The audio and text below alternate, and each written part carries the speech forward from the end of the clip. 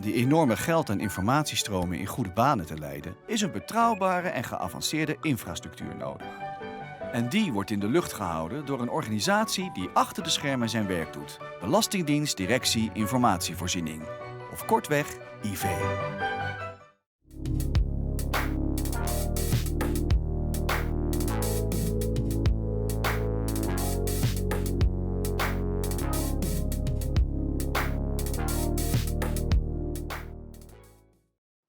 Hi everyone and welcome back to JSpring Digital. If you haven't done so yet, please join our chat via jspring.nl/livestream so you can participate in the next session. So, now that we've learned all about building reactive systems from Grace and Kate, it's time to move on to the next phase of development, and this is debugging reactive systems. It is my pleasure to introduce you to our second speaker for today. Please welcome Oleh Dokuka. Hey everyone, can you hear me? Yes. Yes, we need to adhere to the principles of video calls, right? So you need to ask, can you hear me 3 times? And then I say no 3 times, and then we can continue. Yeah, can you hear me? Can you hear me? And again, can you hear me? And it's first of all, thank you, Bert, for having me. It's my pleasure talking about reactive programming, reactive streams, reactive systems. I hope this is not too late for everyone, and I will be able to share my knowledge about how to find bugs in reactive programming and reactive streams. All right, so to the audience, if you have any questions to Oleh, please ask them to the chat, and I will relay them to Oleh. So please take it away. Awesome. So can I start? Yes, please. All right. So welcome, everyone. I hope you are good. I hope you are safe and in a good mood, and you are ready to learn something new about reactive streams as usual. And this time we will be talking about some advanced topic related to reactive programming and reactive streams. And I guess this is one of the most important topics because this is how you can find a bug or how you can resolve any kind of issue in your production application if this production application is written using, for example, Reactive Spring, using Project Reactor or similar technologies. So I hope you have already heard about myself. My name is Oleh. I'm from Kiev, from Ukraine. If you have never been to Kiev, to Ukraine, you're super welcome. I guess once we will be ready to travel. But anyways, I'm welcoming you to join the tour over my country. We have a lot of cool sightseeing, and not only sightseeing, we have a lot of cool conferences, so you may spend your time learning something about Ukraine and learning something new about Java, for example. But anyways, in general, I'm focusing on reactive streams, reactive programming. I'm contributor to Project Reactor. I'm main committer of RSocket Java, and currently I'm leading this project. And I'm so big fan of reactive, so I wrote a book at some point in time about reactive programming in Spring. So I hope I will be able to share with you some insights about how to find how to find a bug in your reactive pipeline and how to fix it, and basically how to do debugging. This is the most important from my point of view.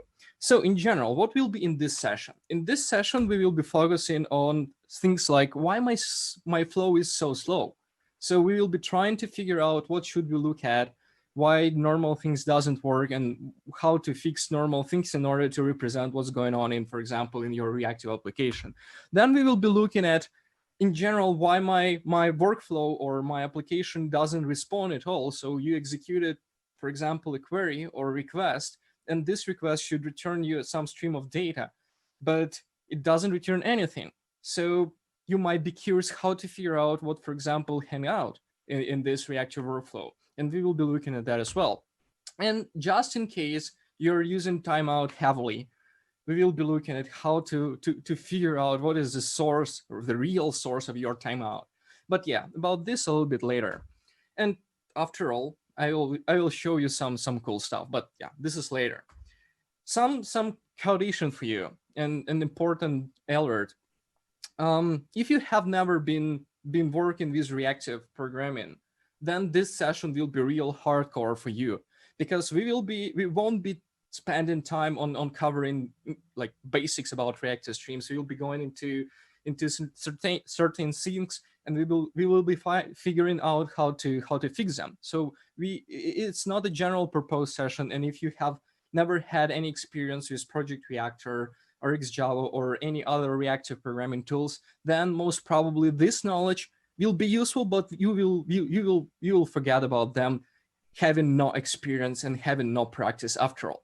So if you want to participate, just learn and then try it out. I will share all sources that I will be using during this presentation. And yeah, if you're a normal practitioner, if you've been working with Reactive, then it's fine, because during this session we will be talking about some common reactive programming mistakes, problems, and patterns on how to solve them. So this session is about that. And if you're still with me, then let's start. And the first things that I want to say, regardless of the previous statements, is that Reactive is really awesome. It allows you to solve really a lot of problems. It improves your performance because now you are fully non-blocking and now you're reactive. It simplifies your business logic because you don't have to work with complex data structure. And just in case you need to merge multiple, for example, data sources from different microservices, then you can do that easily, because Project Reactor, for example, or XJava provides you with a really great API for operating on streams of data. And not only, you can do the same, for example, with just normal request response. But anyways, it's super cool for streaming. However, once it comes to figuring out where is the bug, then debugs will be really hard challenge, and you will see that. So in order to not talk about just abstract things, I created for you a real store project, and you will be able to play with this store project afterwards. And we will be looking at this store project and measure different stuff, and in general look at different metrics. So what we have in our store project, this is just normal store like web store application, and it has a couple of services like order service. You may imagine that user just collected a set of products, and he want to execute this product, this order. I mean, buy this set of products. And of course, this application has cart service in order to store all, like, collect products during the user session. It has users, it has payments, it has even exchange service. You may imagine that, for example, some products are in different currencies, but user want to buy it, for example, in euros or in hryvnias or in dollars, and you won't be saying that this product is, for example, in hryvnias, but yeah, please pay in hryvnias, because we don't support anything in terms of conversion. So we have to provide good service, so we have even exchange service, and it works pretty straightforward. So the flow that we will be looking at is order execution flow. So in this flow, order will be talking to user service in order to resolve, for example, from us service username. Then we will be going to cart service in order to resolve by username a set of products that this user want to order. And then we will be trying to resolve real products from products names, because in general, we don't want to store, for example, in cart service, because this is real microservices system. We don't want to store all information about products, because this would be a waste of space. So we just collect, for example, products names, and then we return back to order service. And then just in case order service wanna resolve some information about this product, then order service will send this set of names, for example, or IDs, and resolve real information about products. Afterwards, we will be converting all the products that we received, and this will be real streaming, because product service will be returning a flux. Yeah, I'll be showing that later, but anyways, it will be returning a stream of data, and then we will be streaming this, kind of sending this stream of data to exchange service and exchange every item that we have in this stream. Finally, we will be calculating total in order service. This is part of order service, and then we will be sending this order for payment. For example, choosing different payment provider and so forth and so on. And only after this set of actions, we will be able to say, well, successfully, congratulations, you bought this product, so wait for your delivery. This is another part. This is not a part of our story. And for example, and from my point of view, this set of services will be more than enough in order to find a bug and figure out how to do that. Anyways, let's start to the first case that we will be looking at. Imagine that you build this application. Everything is great, right? Everything is awesome in terms of implementation. You're using Project Reactor. You're using microservices architecture. You wrote them in using Spring Boot, for example, and everything is with annotations and so forth and so on. But once you started looking at some metrics, once you started testing some user flows, you figured out that something wrong. So let me just show you what I'm talking about. But before we're gonna start looking at, let me just show you quickly what we really have in this application, in this microservices web store.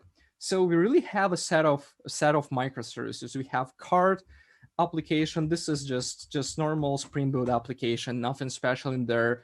We have repository in order to go to database. And yeah, I'm using RTDBC, even the reactive data store, I'm using it here. So everything is reactive from one end to another end, which is really cool. I like it.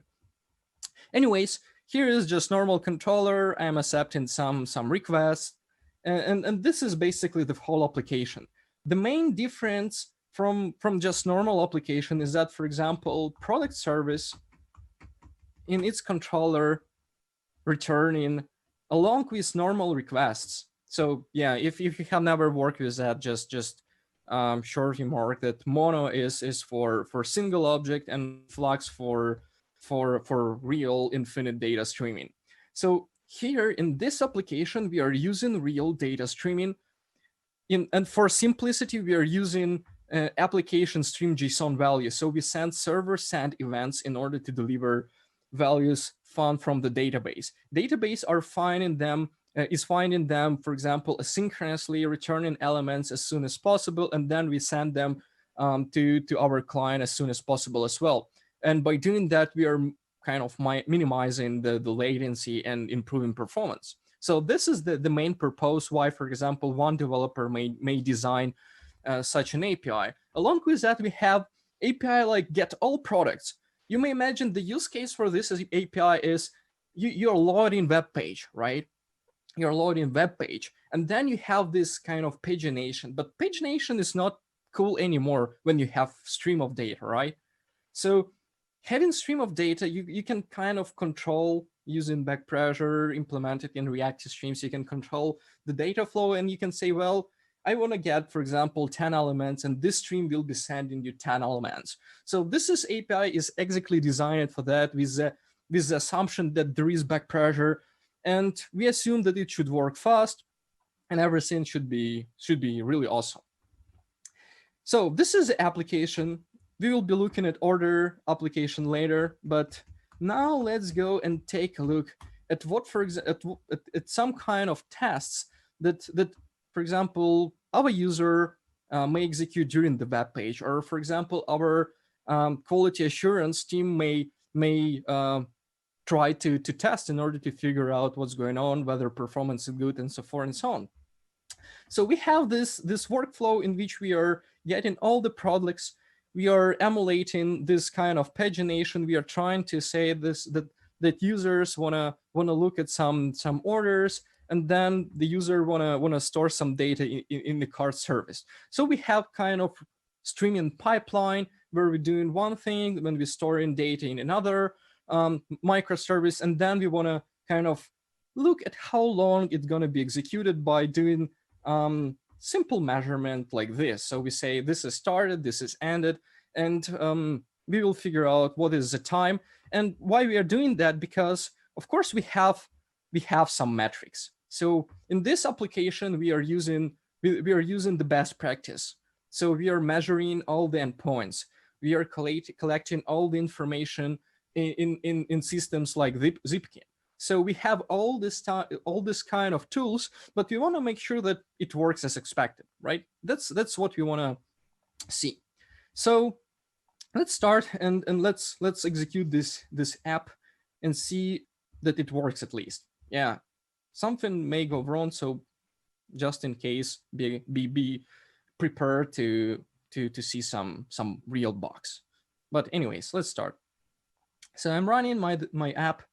This is kind of runner. We are seeing that this application has started, and we can see that latency flow started. It executes. It works. The question is why it's so slow. It's on the one hand, why it's so slow, because it should be really fast or not. We don't know. What we will be looking at is of course metrics. Once this application once this execution flow is done. So it will take a few more seconds, I believe. I hope. And at the meanwhile, we will be looking at our metrics. So we can see that execution has started around here, and our latency results or metrics or request duration says that this request executes around 60 milliseconds. I'm saying about this request because I'm really looking at products API. So I'm looking at specific products API. This is my service. Yeah, I will be sharing this code later, and you will be able to ensure that this is really this application. And this metric says 60 milliseconds, which is nothing. On the other hand, our request is still running. And I don't know what's going on. Why, for example, metrics does not represent the real execution time. This is strange, isn't it? So we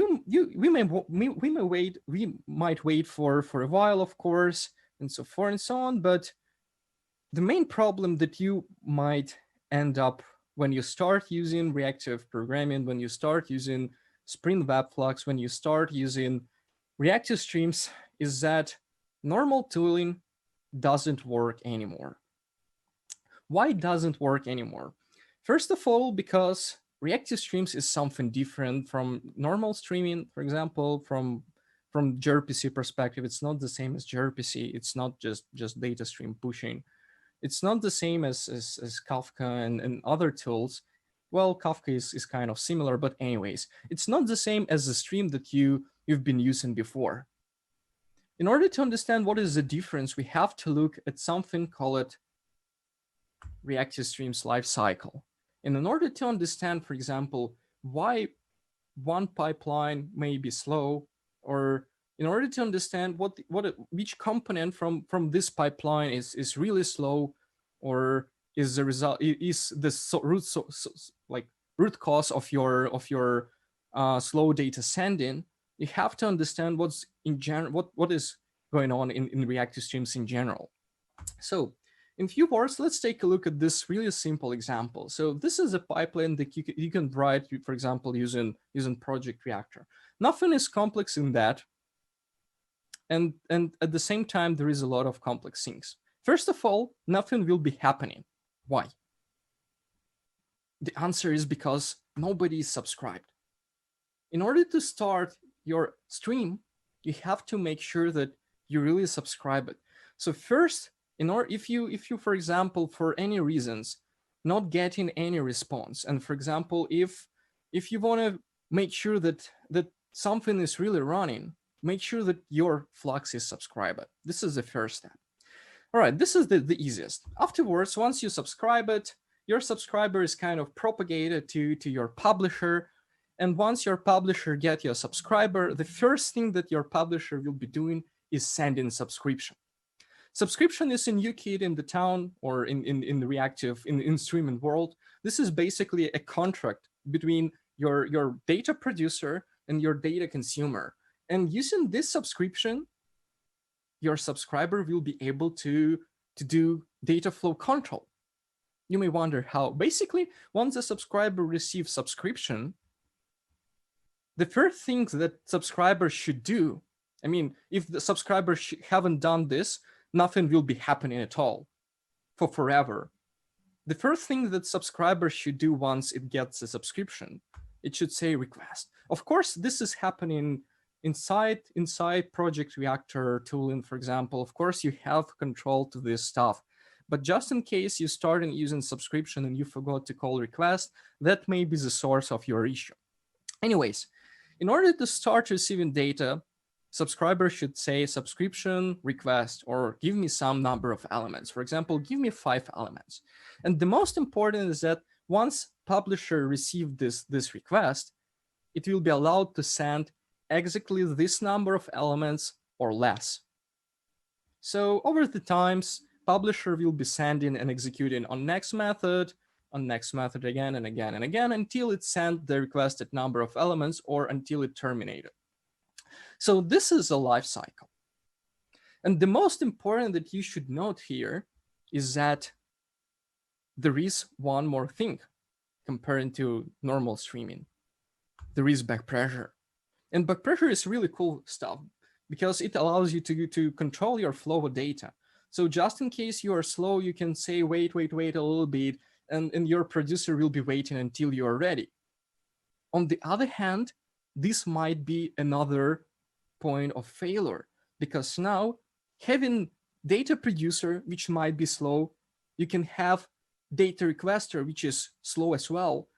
And if you will be looking at your metrics from the one glance, it will seem that, for example, your data producer is slow. However, in fact, your data consumer may be slow because of back pressure. So in order to figure out, coming back to our metrics, let's take a look whether something has happened. Well, maybe it's really something not here, but wait a sec. I want to check whether everything is running. Sometimes something may go wrong. This is product service, so I have to stop it. Basically something went wrong. And I have to restart it. I guess once I restart it, we will have better picture. Please start. This is microservices, and this is simple implementation of microservices without Kubernetes and this auto restart services and so forth and so on. So let's rerun this app again. And then you will see, I guess, better picture. A little bit, but the problem will be the same that I explained. So it's running, it started. And again, we will see nothing. Oh, actually we see. Oh, that's awesome. 3 seconds. This is the execution time of our product service, but it's still running. So one service says 3 seconds. This app is still running. It's terminated, right? So where is the source of truth? Is it really 3 seconds? We can wait a little bit more, and maybe the next average request will be less. So we can see the average is really low, 27 milliseconds, which is basically nothing. So the problem is still the same. We have to figure out who is really slow. Our producer, or for example, cart service. We can look at cart service as well. So for example, what's going on in cart service? Well, nothing. On the one hand, it doesn't say anything as well. So we can think that maybe it's really product service. The product service is the slowest part in our system. Is it true? In order to understand whether this is really true, we have to rely on a different metrics. Along with just request response execution, we have to look at something, call it request rate, along with on next rate, or just normal flow duration. And the main problem that you may figure out when you start using Webflux is that this metrics, for example, if you're going to look at product service controller, and this is just normal annotation in order to say, I want to measure all requests to this endpoint.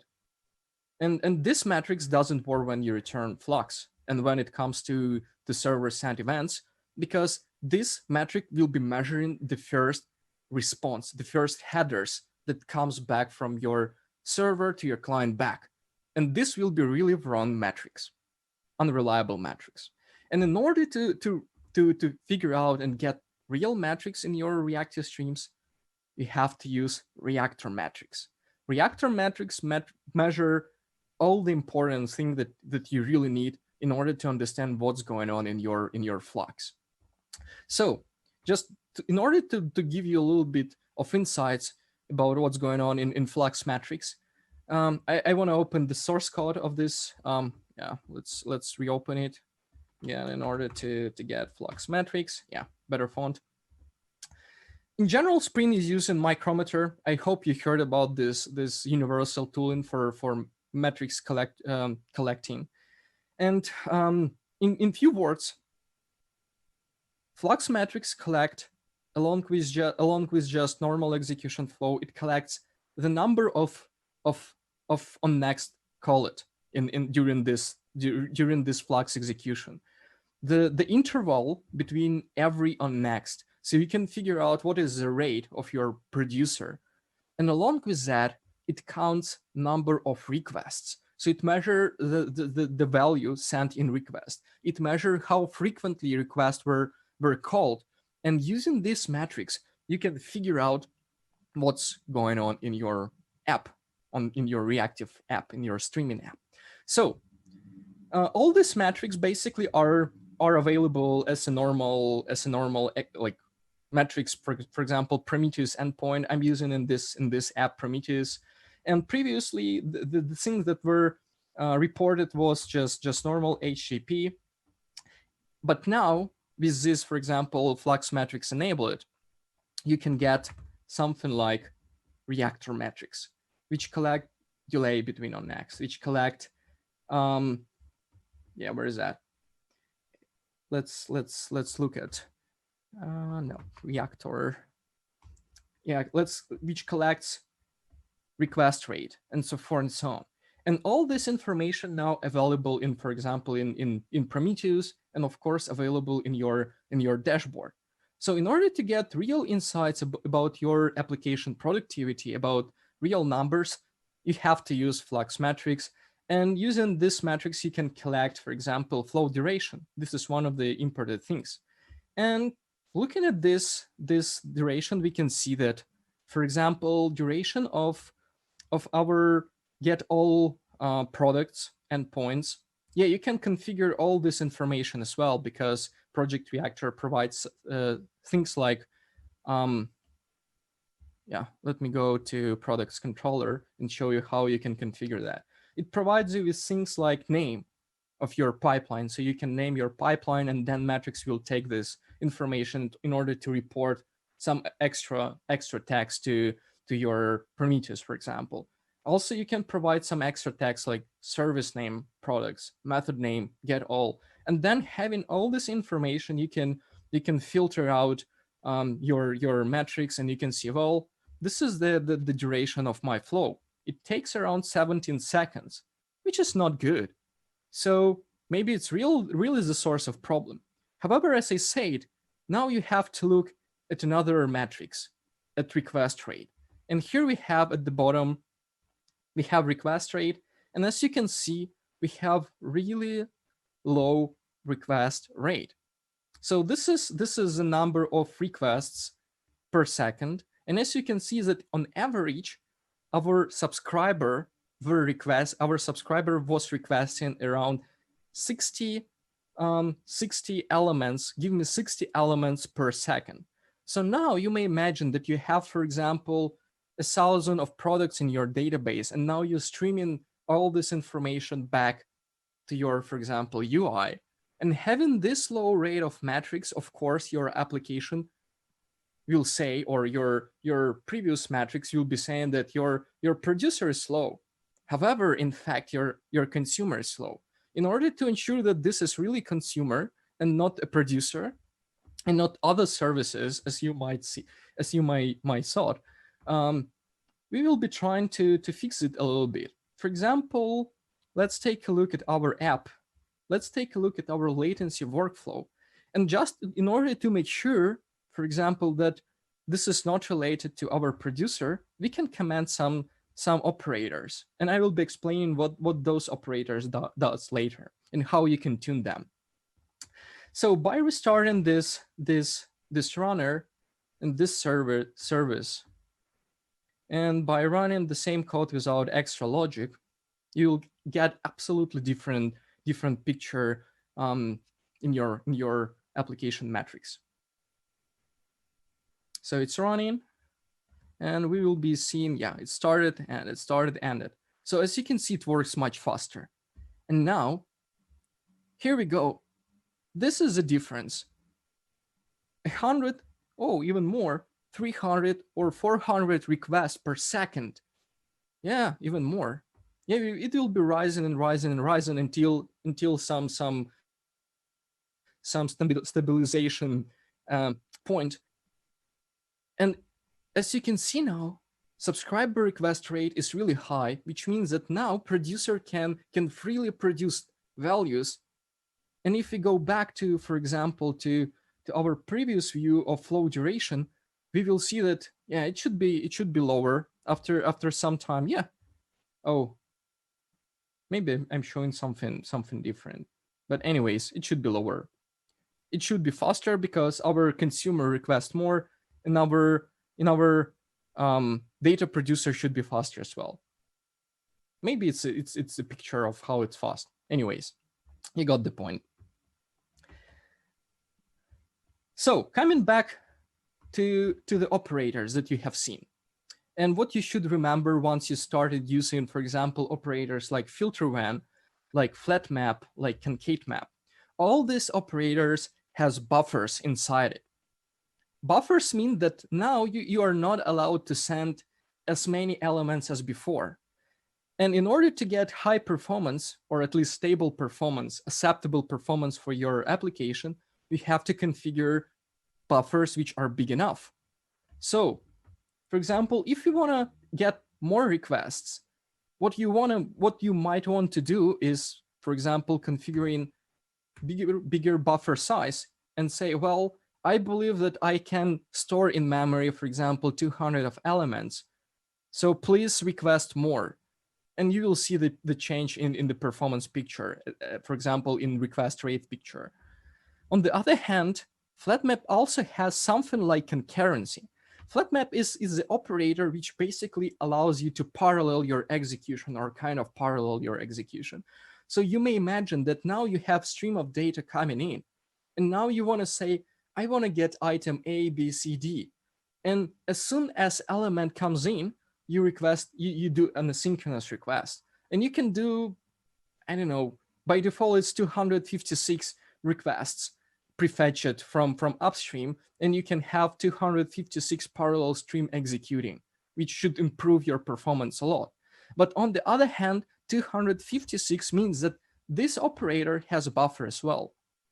And it prefetches this number of elements, and it won't be prefetching more until all the streams are executed. So for example, if this stream is slow, then most probably your producer is slow because of this stream. So what you have to remember is that you have to look at operators like concate map, flat map, filter when, all asynchronous operators. They all have buffers, and in order to get better performance, you have to configure concurrency, buffer size, and so forth and so on. This might be the main reason, and you have to always remember that along with slow publisher, you can have slow subscriber. And in order to get real metrics, you have to use reactor metrics, which is part of, for example, Project Reactor. All right, let's move forward. We kind of figure out how to find a slow spot in your chain of services, in your data pipeline.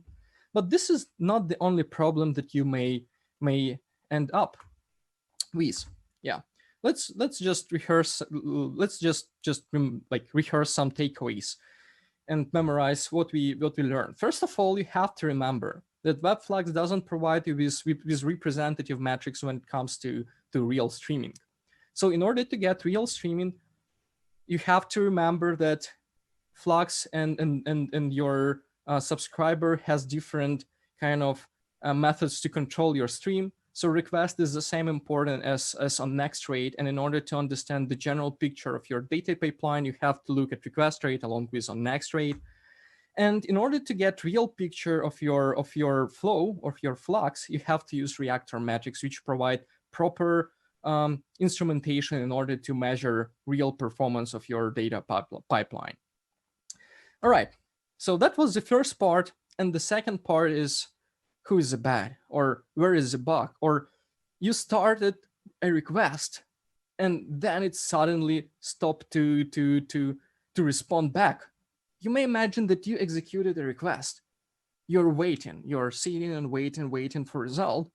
It can be a user, it can be a tester, but nothing is happening. And then you have to figure out what was wrong with this data pipeline if you were executing, for example, again, reactive pipeline. So let's go back to our app and let's take a look at another workflow, which is basically real order, reactive order workflow. So what we are doing at this workflow, in a few words, we are saying, well, we want to collect some products. Again, the same as we tested before. Then we want to view products, and we want to, if we like this product, we want to store it or add it to our cart. So basically, this is random execution. I'm saying, well, I want to take this product, I don't want to take this product, and so forth and so on. Then what we are doing, we are saying, well, I want to spend some time on our web page, for example, 3 seconds collecting items to my cart, and after that, I want to add all these collected products to my cart, and of course execute and start preparing an order. So I'm saying create an order. This operation goes to a separate service. Once order is created, I want to take a look, saying, well, this is normal price. This is enough or sufficient amount of money to pay, and I have this sufficient amount of funds on my, for example, Visa card.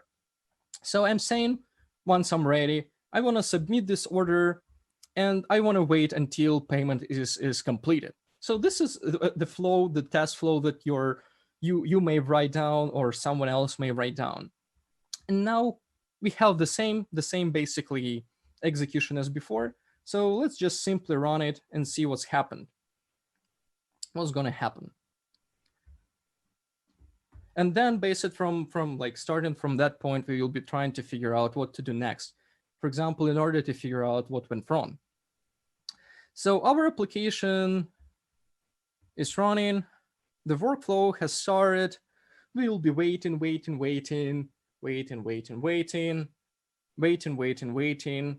The normal service layer acceptance criteria or acceptance latency is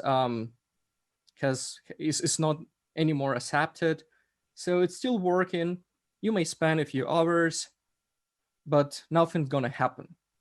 So the first question, what to do in order to figure out what went wrong? Since this is real microservices, the first thing that you can try to look at is, of course, Zipkin, because Zipkin is a normal tool. It allows you to kind of trace your requests, because this is tracing tool, right? So using Zipkin, you can figure out, for example, from which service you started the request, where this request has stopped, and for example, in theory, using Zipkin, you can figure out what went wrong with your data pipeline. So we are going to Zipkin. You can see that. Yeah, let me just query it. You can see that this is real microservices. So we have a real set of services. I'm not lying to you. So this is real microservices. And now using this this tool, and we will be trying to, well, I had to say 15, no, not 15, but 5 minutes, because 15 is too much. So now we want to figure out what happened here. Basically, it will be hard. Why? Because too much information. First of all, too much noise. Of course, we can filter it out. we can say, well, I want a spawn name, but it won't be working because, yeah, it should be properly configured. But anyways, let's take a look at order service. Let's try to find something with order service. Well, order service doesn't say anything. So let's try to increase number of spans, for example, collected here, just in case. Let's try to order them. And we won't see anything. So the main problem, actually, this is something went wrong. Maybe I have to restart actually product application again, just to make sure that that it works. Yeah, it stopped. Yeah, this one stopped as well because of product service has stopped. So let's just try to restart it, because this one the most trickiest one and the most buggiest one. But anyways, once it's gonna be restarted, I will be executing the same request again, and we will be trying to see a little bit more info at Zipkin. It should produce more info, but the problem is a little bit different. Don't worry. So it's running. Yeah, it's running. Workflow has started. And yeah, let's collect metrics again. So yeah, a few seconds ago. So we have to wait a little bit more. Yeah, we are running order service. No, it's not running. Again, the same problem. And I believe that the problem won't go away. We will be stumbled with the same problem again and again and again. Because in general, Zipkin is lying as well. Why it's lying? Basically because it's not suitable for data streaming.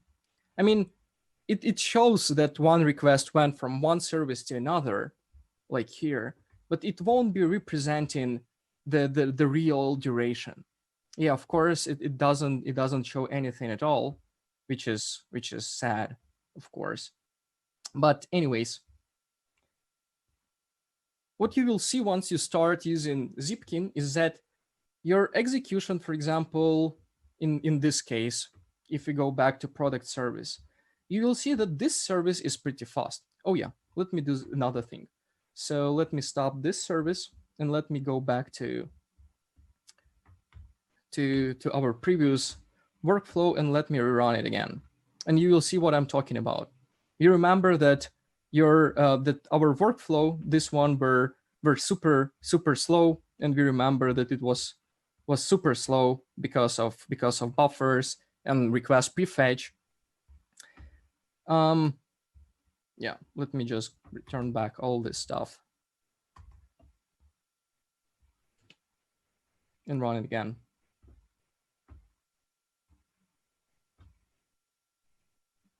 Please be faster.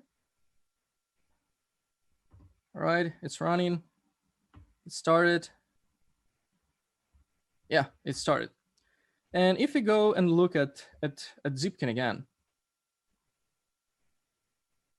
well, this is not good. Yeah, here we go. Product service to runner service. Took 3 seconds. Well, this is not that I wanted to show you. As usual. So in general, Zipkin will be showing another numbers, not real numbers, because it works the same as standard metrics. It just measures the first request, got to respond to server, then the server respond with headers in case of streaming, and this will be measured spawn. It won't be saying that I will be waiting until the end of stream and then I will be saying that this trace is done. No, all this stuff is not shown in Zipkin. So again, if you're trying to figure out what went wrong with Zipkin, it might work when it comes to normal request response, which is using Mono, for example. But if you're using Flux, if you're using real streaming, reactive streams, then all these metrics will be a little bit misleading.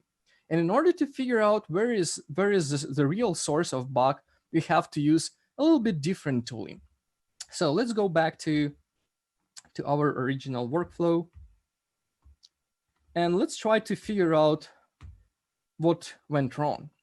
So the best tooling in order to figure out what went wrong is, of course, login, right? It's login. Login was always the best debugging tooling. We all were using system out println in order to figure out, for example, what's going on in our app. And this is basically the same as reactive streams, and this is the best effort that you can do in order to figure out, for example, which part of your app hasn't responded, for example, with important signal.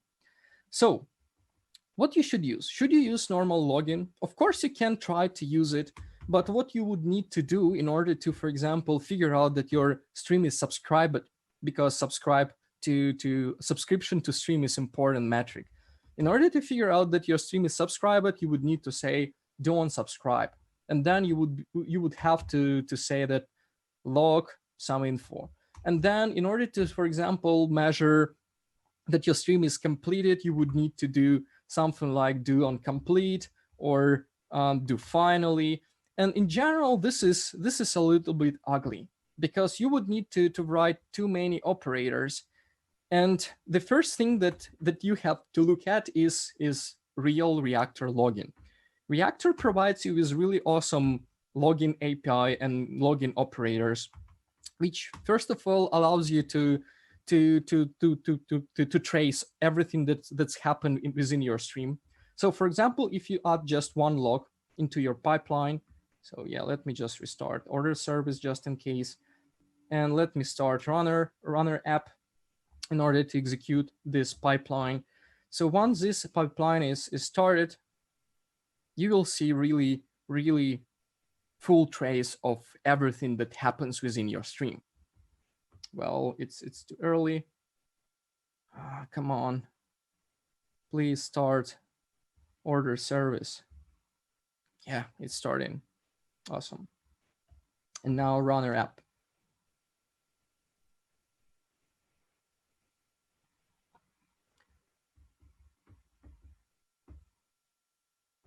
So it's running. Yeah, awesome. It's running.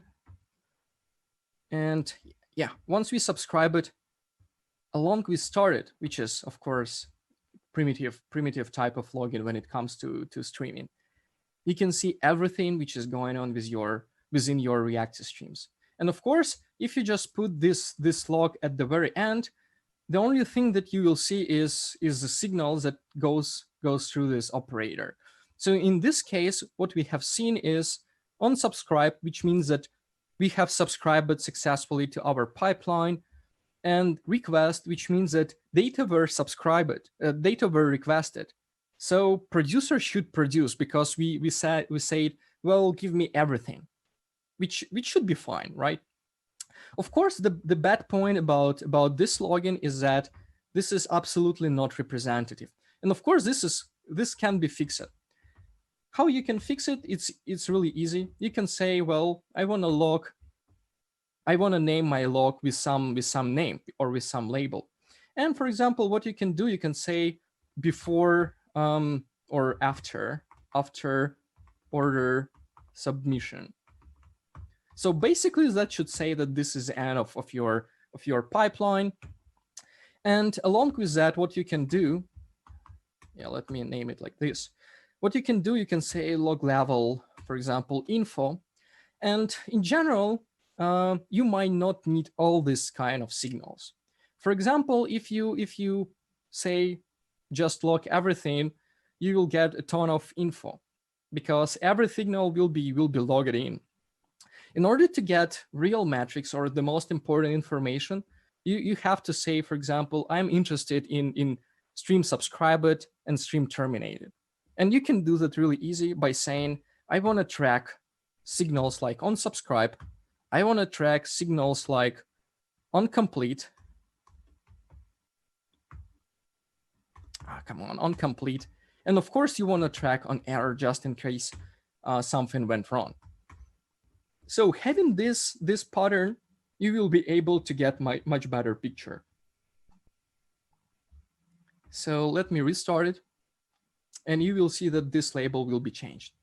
Of course, having just a single log, you won't be able to figure out what went wrong.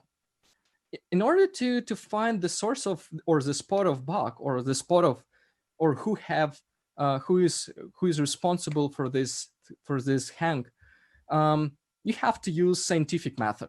Call it binary search.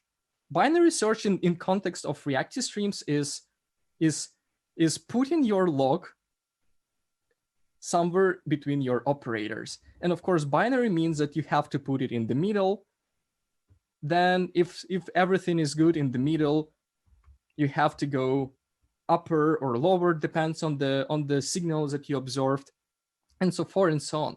So we say add to cart, and we want to, for example, see that after order created. So we want to make sure that, for example, order has been created. And we're using the same pattern, just a different label. And yeah, here you can see the different label. So now we have two labels. We're starting this app. And now we will be figuring out what's going on in this stream. For example, we will be seeing whether order created has been executed. So we introduced new logger, new log operator, and we can see that submission, subscribed, order created, subscribed, and nothing is happening. Well, it leaves us with the thing that maybe it can be create order, or maybe it can be product service get all, not returning anything. So the next step, in order to figure out what's going on and whether your assumption is correct, you have to, of course, duplicate your log and say, well, I want to make sure that I'm receiving, for example, orders. So, or products, not orders, but products. Product, receiving product, whatever. It doesn't matter. And of course, in this case, you can look for onComplete, but maybe we are interested in onNext signals along with onComplete. So we will be saying onNext in order to make sure that product service works at all. So we are restarting this, and of course we will see a different picture. So this is a pattern that you have to follow in order to detect the source or the spot of any bug, of any unpredictable stopping of your data pipeline. And this is how you can easily find it. I mean, not easily, because you have to wait until service is restarted, but this is the best that you can do without debugging everything, because debugging is really hard. It's asynchronous, and once you put a breakpoint at one point, it may happen that another thread is already has done something. So this is really unpredictable. And looking at this log, for example, you can figure out that product service is the source of bugs, and it doesn't produce any signals. That's why the whole pipeline is basically waiting for signals in order to continue. And looking at these logs, we can say directly, here we go, this is the source of the bug. So this is a pattern that you have used, and it works really well. All right, let's go back to our slides. We have not that much time, and we have one more section to look at. What you have to remember from this case is that Zipkin is a really good tool. It allows you to track all the interaction between services, but it doesn't allow you to track your data streaming. The number, for example, how long the general flow has been running. It doesn't allow you to figure out whether onComplete has been returned. It only shows that trace went to one service and it went back. That's all it shows, and it doesn't represent anything about your streaming, which is not that good. Yeah, it's still useful for normal request response. And one more problem that I forgot to say is that having reactive streams, having, for example, project reactor, Zipkin using reactor context in order to propagate trace in context or trace IDs. That's how it works. And just in case you lost your reactor context, I mean, reactor context is a part of Project Reactor. Every subscriber in this pipeline has something, call it something like core context. And this core context is k-value, just normal k-value map. So it stores all this information. And as you can see, this context is attached. It's attached to your subscriber. So just in case you're using different streaming tool, for example, RxJava, or just in case you decided to create your custom operator, it might happen that you might lose your context. And this will be another problem that might pop up with Zipkin, because Zipkin is exactly relying on this context. So losing this context meaning is equal to losing your traces, which is also a bug or kind of important problem that you have to remember. And finally, in order to find a real source of or spot of hanging is the best effort that you can do is, of course, using Reactor log. It gives you all information that you really need, and putting logs properly in your data stream pipeline, you can figure out whether it's working or not. So this is what you have to remember when you debug, for example, some unresponsive services. Finally, the last case that we want to look at is who is that? And for example, your manager, after all these investigations that we've done, all the stories with unpredictable hanging, long stories with debugging, we've done postmortem, and our managers say that, well, maybe we need to introduce timeouts.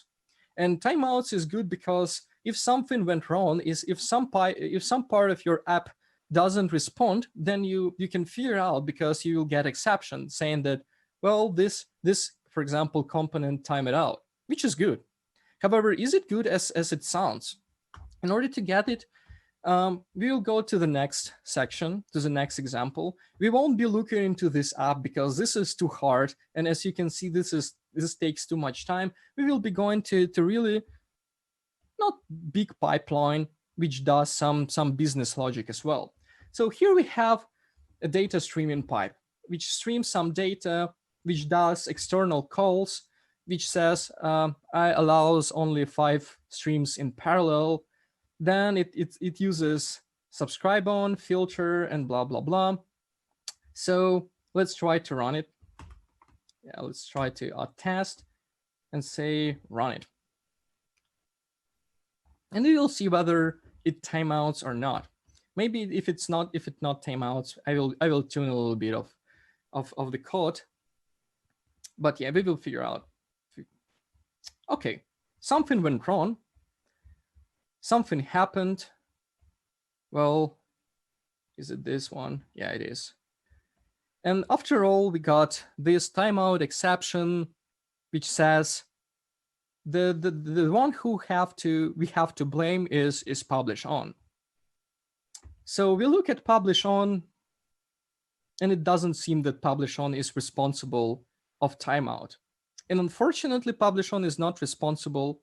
Timeout works in that way that it just says that the previous operator, the next one, like above me, is the one who's always responsible. But it's not true, because of course any of those operators might cause this error. So the question is how to figure out where is the real spot of exception. Of course, we have to use the same methodology. We have to log. So we have to say log everywhere. We have to say filter.filter. We have to do subscribe on, because every operator might be responsible of the timeout or not an updated being sent map. And of course, flat map. So by running this app again, you will see much more logs.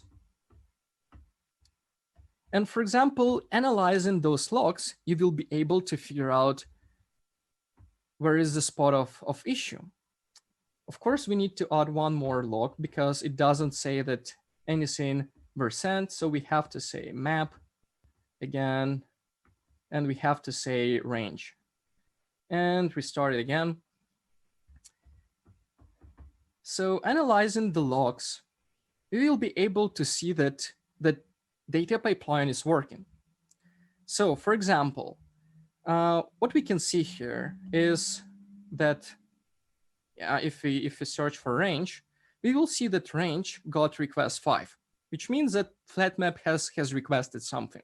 Yeah, of course, we have to look at all the signals because it might happen that FlatMap haven't sent any requests, right? Is it possible? Yeah, of course it's possible. So we have to look at all the signals because of back pressure, because of extra complexity of reactive streams. So we have to then look whether, for example, range operator produced data. And we can see that range produced element map, this map consumed this element and produced the result. Then we got another on next and so forth and so on. So all 5 signals were produced. And then we can see that FlatMap hasn't produced anything. Of course, this is simple use case. Of course, it doesn't show, for example, the real situation where you may do real remote calls or real calls to another service, and another service might start sending data back. And of course, this is a simple one because it's obvious that something went wrong here. But anyways, if you go and look at what's going on here, we would need to do the same in order to figure out where is the main source or where is the main spot of issue. We would need to put logs here, there, and everywhere in order to detect the real spot of issue. And this is really hard. It's hard because we would need to count the number of requests, because one service may send not enough elements. We have to count number of on next. And only doing all this stuff, we will be able to detect the real spot of, for example, of timeout, the real component or real operator that caused this timeout. And this is hard. And again, the only way to solve it is using logging. So what you might think is that timeout detection is hard. Should we do it at all? Should we put timeouts? Of course we should, but detecting timeout requires putting logs everywhere, which is of course too heavy to our hardware, because we have to store everything on disk, or we have to store to Elasticsearch all these logs and then analyze all this information in Elasticsearch. And yeah, this is performance impactful. And what would we need basically in order to figure out who is bad guy in our pipeline is to calculate or collect all count of number of on next being sent, collect all number of requests being sent, and of course collect all the stats that our operators and all the information about every operator in our pipeline. And only using this information we will be able to detect the source or the spot of issue, which is not cool. However, I have one more thing to share with you. And this one more thing, and basically the last thing that I want to share with you, is brightly new agent on which I've been working on for a while. And this agent is basically will be part of Project Reactor at some point in time. I will be sending a PR shortly. But anyways, what we have is Java agent, which does magic. Magic because it's really not here. It's really magic. So what you have to do, you have to basically add 2 lines to your, for example, tests. You have to simply attach this jar to your running application, and by doing that, yeah, let me remove all this redundant info, because this info is really redundant. Having this agent, you will be able to detect any spot of issue easily.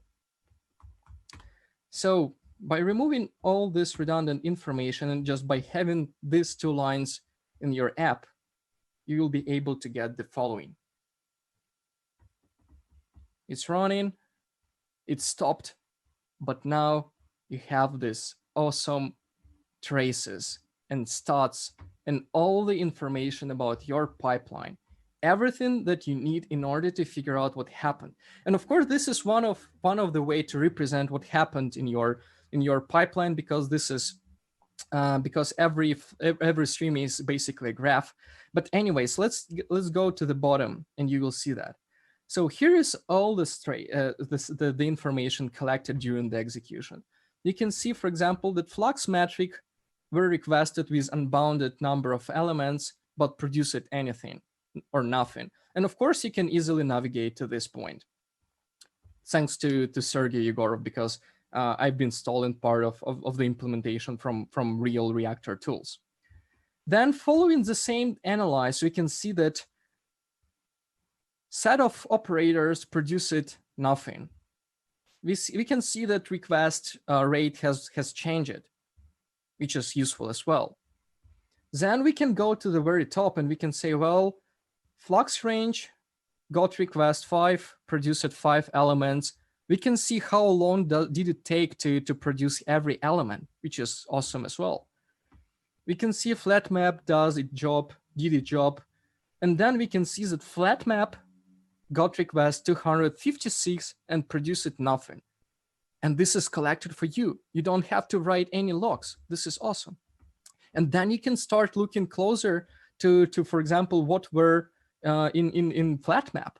And you can see that flat map had mono merge, and mono merge merged basically two streams, mono delay and flux interval. And you can see that flux interval didn't produce anything, which says flux interval is the source of issue.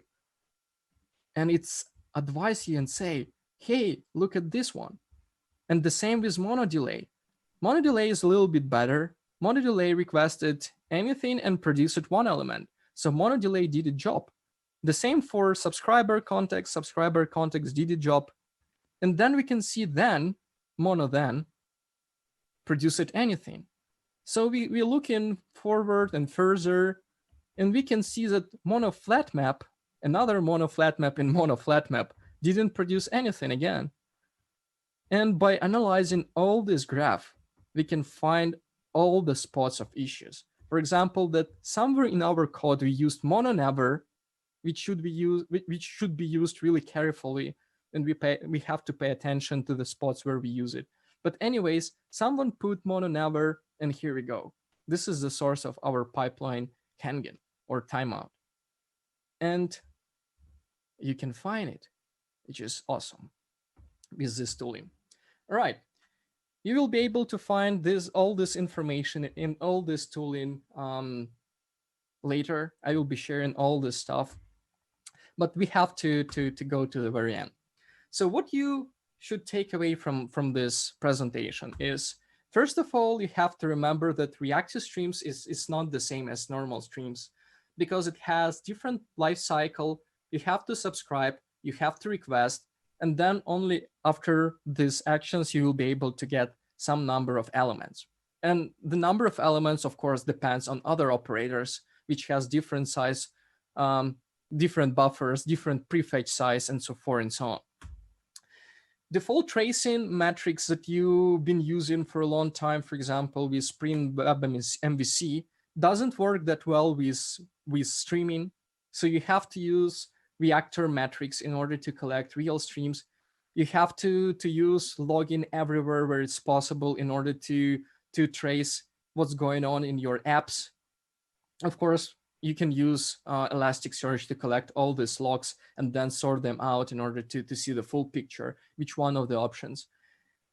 Logs is one of the most important in reactive streams. And finally, wait for better debugging agent, which let you figure out and collect all the stats that happened in your pipeline.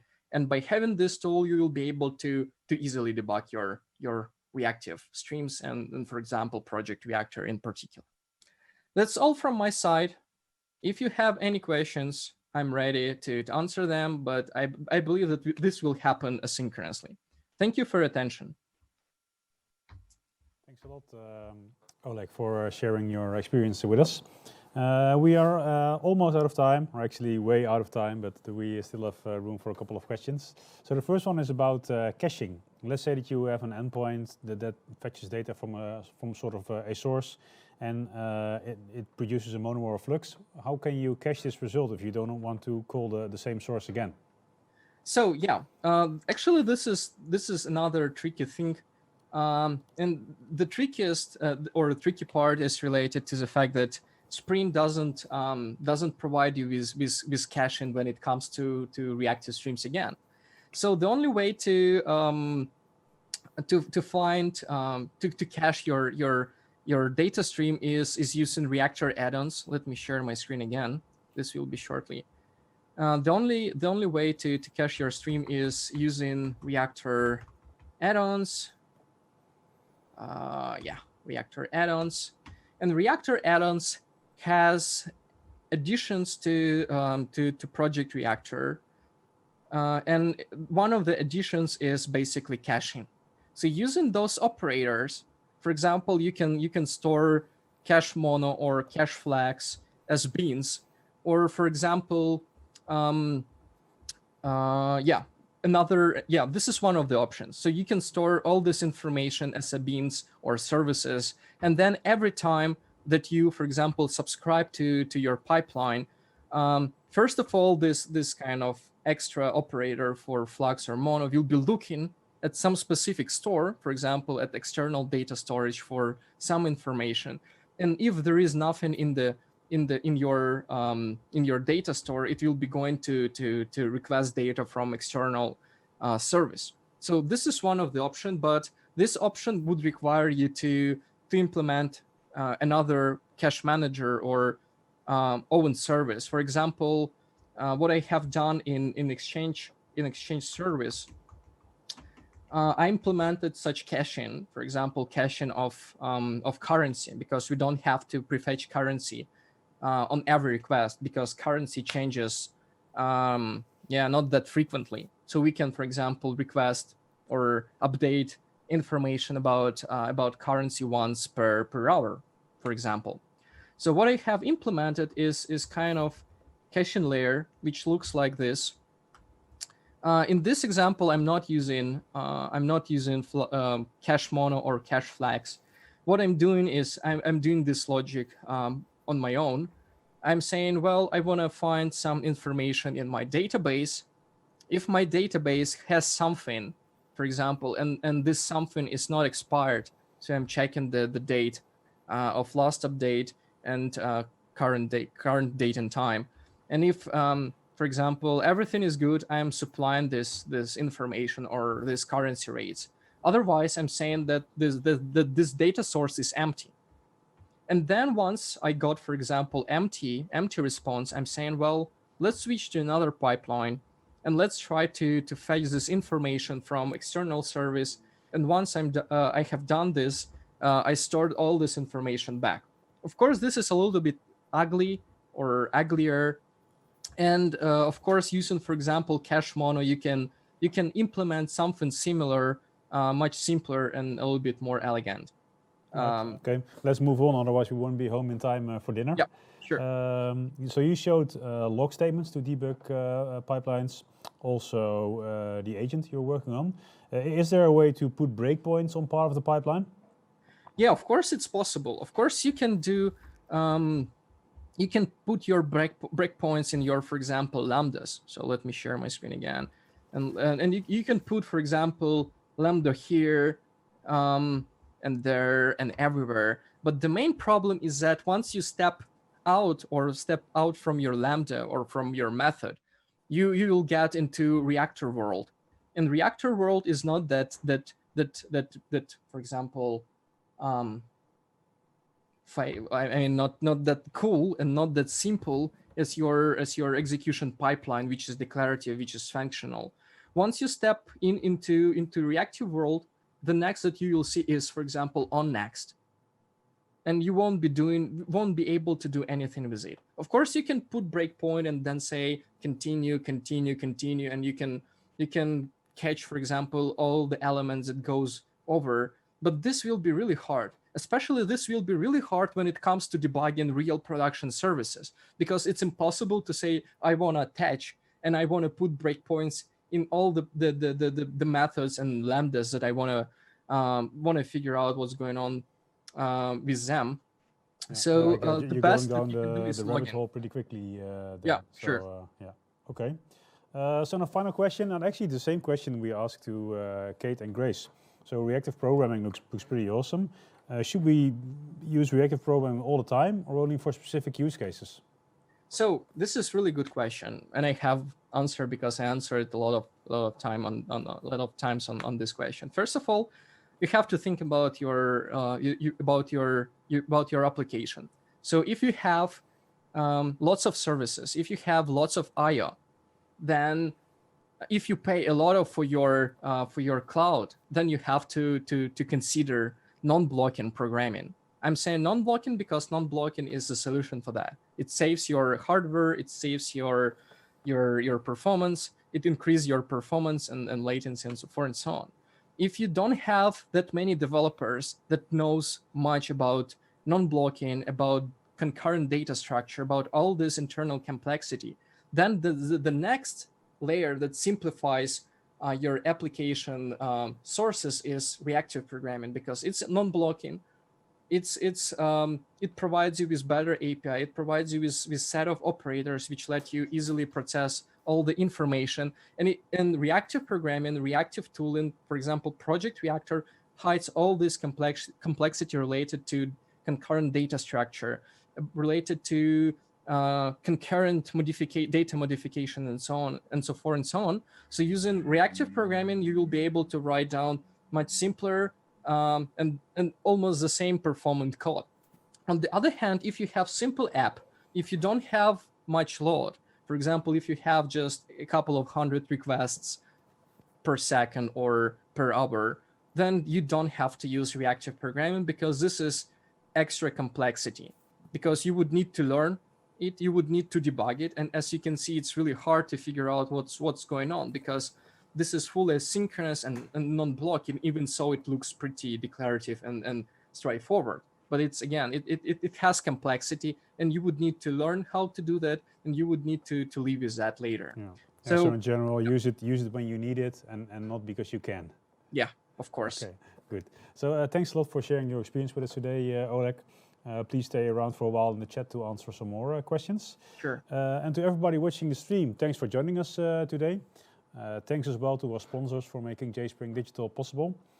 We received some reports that not everyone received the mail with the live stream link in it, so sorry for that. The link will be the same for the entire week, so feel free to share it. If you want to show off to your colleagues that you attended JSpring Digital, you can order a JSpring t-shirt using the button on the bottom of the live stream page. Tomorrow you can enjoy talks by Urs Peter and Trisha Guy. Feel free to stay around in the chat, and would love to see you again tomorrow. Same place, same time. Thanks a lot for watching, have a great evening, and see you tomorrow. Thanks, everyone.